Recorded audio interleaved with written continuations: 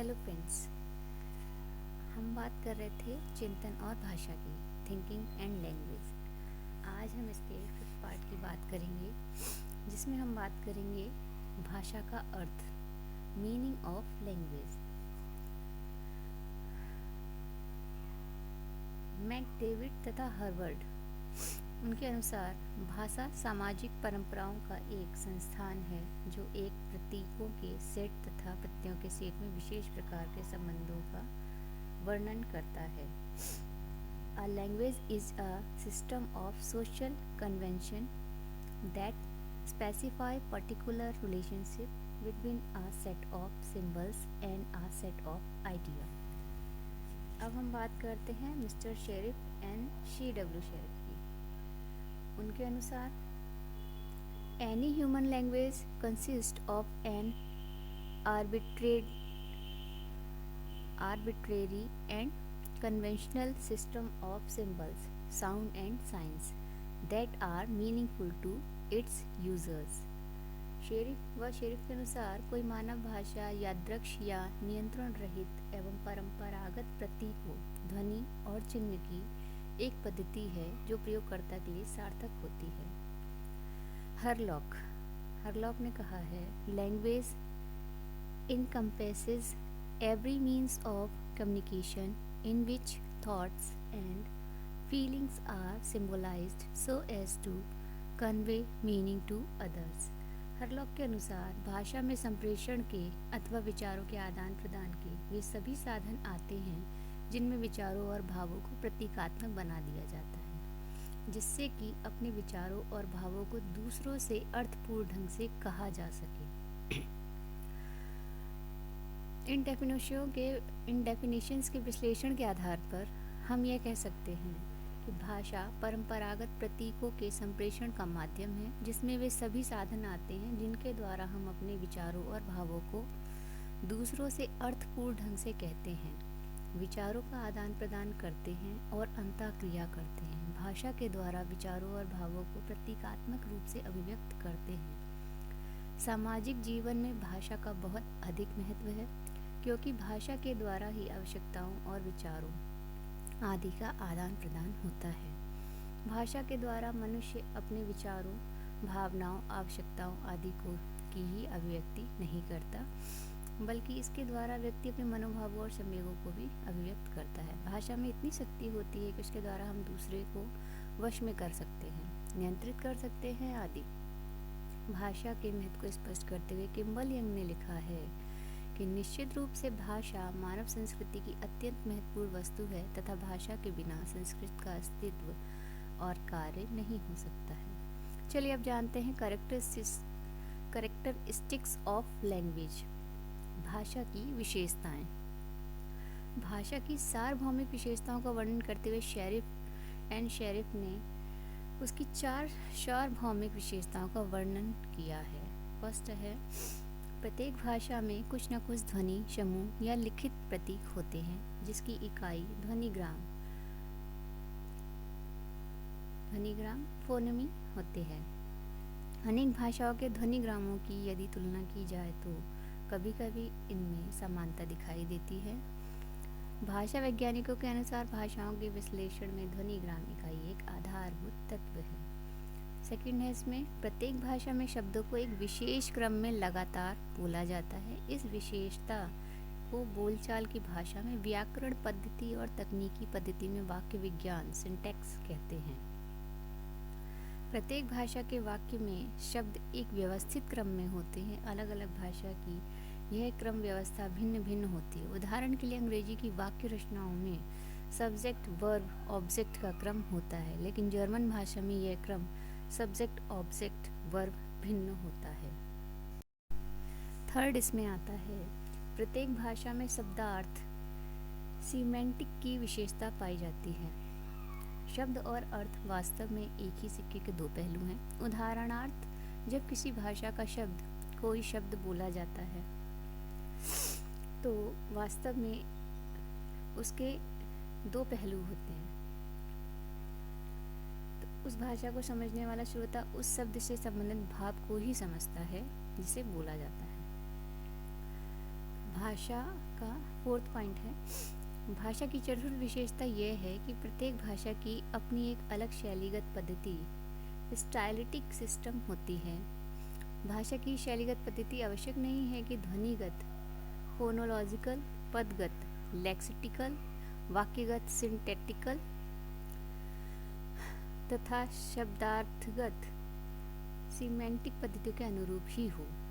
Dig in का विचार है कि प्रत्येक भाषा के विश्लेषण की कोई न कोई उचित इकाई होती है और इन इकाइयों के संयुक्तीकरण और क्रम के कुछ नियम होते हैं। जब इन इकाइयों को भिन्न क्रम में रखते हैं तो वह वाक्य त्रुटिपूर्ण माना जाता है। खोमोस्की का विचार है कि व्याकरण पद्धति और शब्दार्थ की पद्धति एक दूसरे पर अंतराश्रित इंटरडिपेंडेंसी होती है।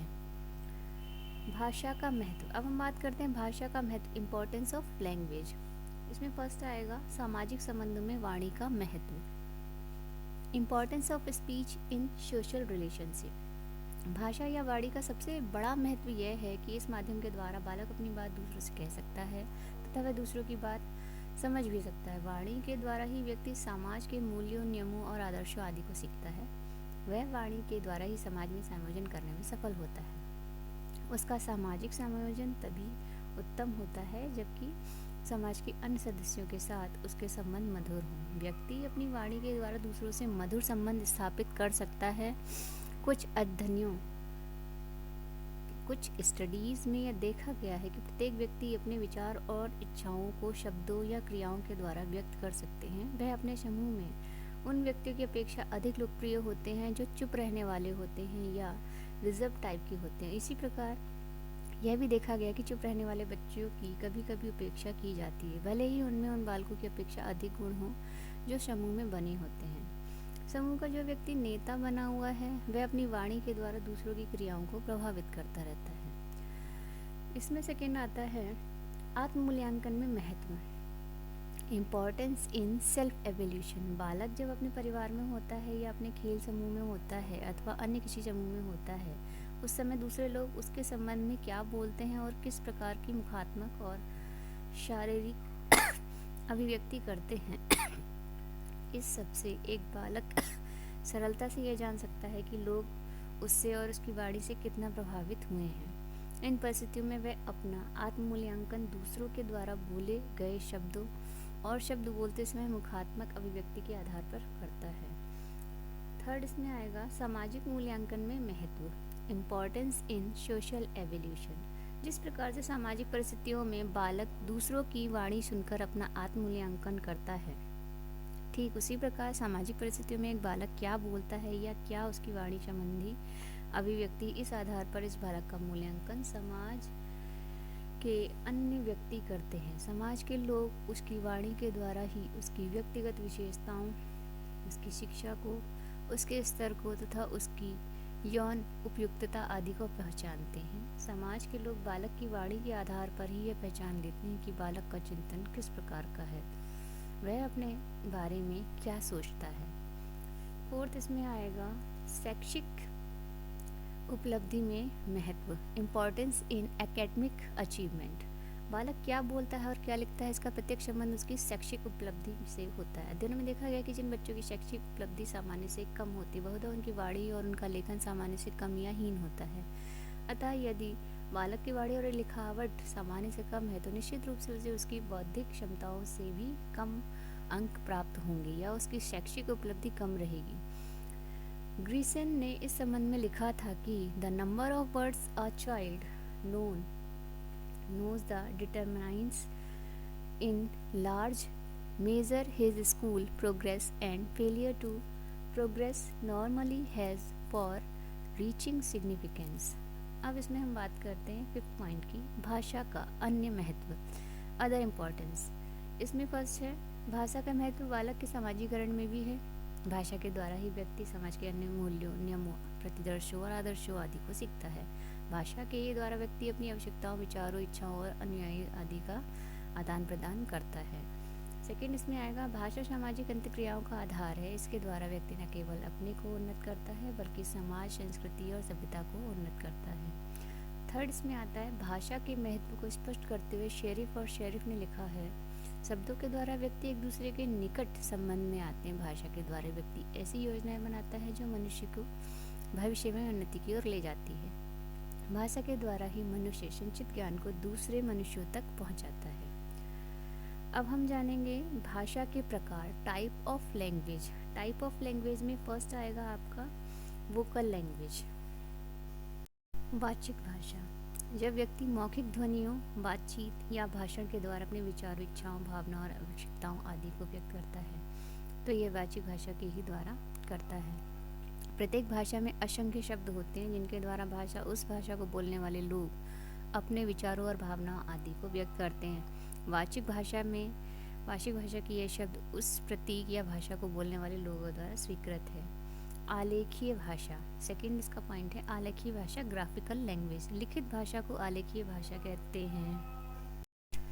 प्रत्येक भाषा को लिखने के अलग अलग ढंग होते हैं। लिखी जाने वाली भाषा के वाक्यों की संरचना एक विशेष ढंग की होती है। प्रत्येक वाक्यों की संरचना भी भिन्न भिन्न होती है। लिखी जाने वाली भाषा का स्वरूप तथा व्याकरण जितना ही सरल होता है, भाषा उतनी ही लोकप्रिय होती है और उतने ही लोगों द्वारा भाषा का उपयोग अंतर्निहित इच्छाओं को व्यक्त करने के लिए किया जाता है।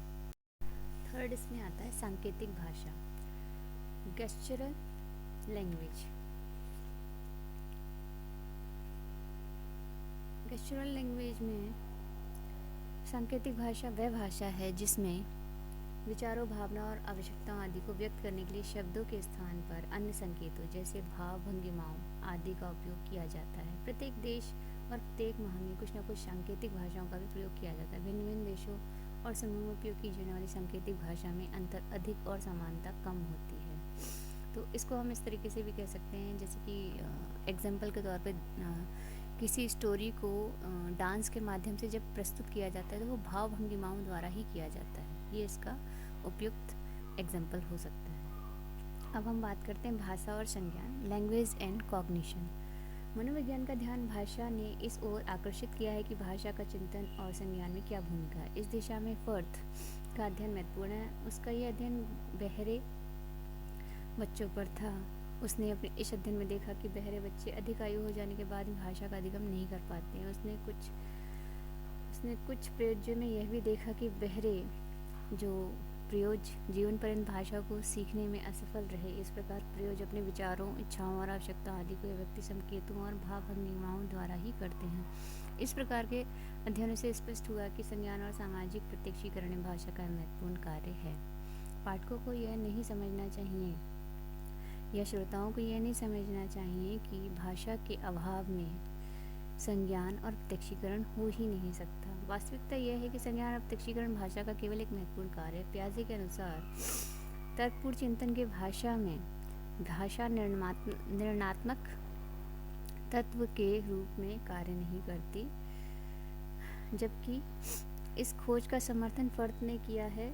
लेकिन साथ ही साथ उसने यह भी माना कि भाषा को बच्चों के सामाजिक संबंधों को विस्तृत करती है, उसकी सामाजिक दुनिया का दायरा बढ़ाती है। तो यह कहा जा सकता है कि भाषा संज्ञानात्मक विकास में सहायक है। एक अन्य अध्ययन में यह कहा गया है कि 11 वर्ष के बच्चों पर किया गया अध्ययन, इस अध्ययन में बच्चों के सामने कुछ शब्द और चित्र प्रस्तुत किए गए और उनसे ये कहा गया कि वह चित्रों से संबंधित शब्दों को छांटे और योजनाओं में भाषा का उपयोग नहीं करते हैं। उन्होंने कहा कि जब संबंधित शब्दों को छांटे। इस अध्ययन के बाद कोनराडो ने यह निष्कर्ष निकाला कि 5 वर्ष तक के बच्चे स्मृति, तर्क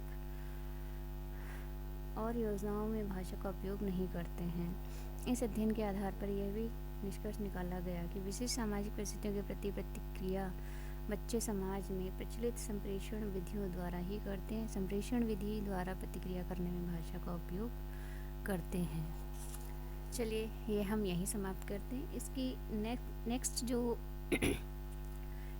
सब्जेक्ट है उस पर हम बात करेंगे, जैसे कि भाषा और संस्कृति और लैंग्वेज एंड पर्सनैलिटी और भी बहुत कुछ, उसको हम 6 पार्ट में डिफ़ाइन करेंगे। ठीक है, तब तक आप इन पॉइंट्स पे मंथन कीजिए, विचार कीजिए, और अगर आप और गहराई से जानना चाहते हैं तो आप इसे नेट पे सर्च कर सकते हैं और बुक्स के माध्यम से इसे और अच्छे से समझ सकते हैं।